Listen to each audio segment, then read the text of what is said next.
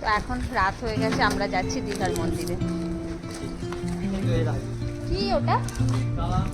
তো আমরা এখান থেকে একটা অটো বুক করে নিয়েছি, কারণ অনেকটাই রাস্তা, 40 থেকে 45 মিনিটের জন্য রাস্তা দিয়ে সব সাজুগুজু করে নিয়েছি।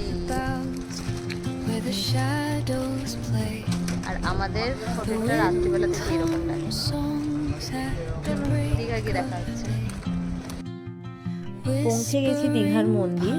এটাই ছিল মেন এন্ট্রান্স। এর পাশেই পার্কিং জোন। আপনারা যে যার পার্সোনাল গাড়ি নিয়ে গেলে ওখানেই, পার্সোনাল গাড়ি বলুন, পাবলিক টোটো, অটো যা কিছু গেলেই ওখানে পার্কিং করতে হবে। আর তার পাশেই আছে জুতো রাখার জায়গা, যেটা জমা রেখে আপনাকে ভেতরে খালি পায়ে যেতে হবে। আমরা তো গেছিলাম একটা অটোতে করে, তো অটোতেই জুতো রেখে আমরা গিয়েছিলাম ভিতরে। মোটামুটি ভেতরে ভালোই রেস্ট্রিকশন, অনেক সিকিউরিটি ছিল, আপনাকে ক্যামেরা তো করতেই দিচ্ছিল না, বিশেষ করে ভেতরে মন্দিরে। আমরা বাইরে কয়েকটা ফটো ভিডিও করেছিলাম, তখন কিছু বলছিল না, কিন্তু ভিতরের দিকে যখন গিয়ে আপনি ফটো তুলতে যাবেন, ভিডিও করতে যাবেন, ওরা বাধা দেবে, বারণ করবে।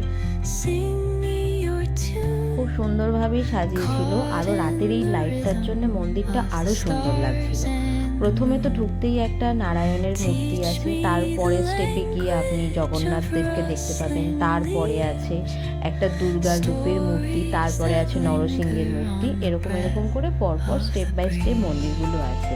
আর এটাই হলো মেন জগন্নাথ মন্দিরের, যেটা আমার পিছনে দেখতে পাচ্ছেন। তারপর আর কি ফিরে আসলাম রাত্রেবেলা।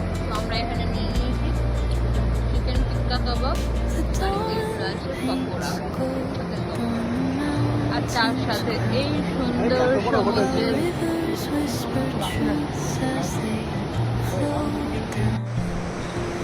তো এই হচ্ছে নাইট ভিউ হোটেল ডলফিনের। আর এই পাশ থেকে যে সমুদ্রের আওয়াজটা হচ্ছে না, এত সুন্দর লাগছে।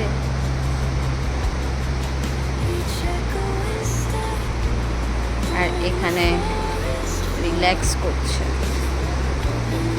জানি না শুনতে পাচ্ছেন কিনা।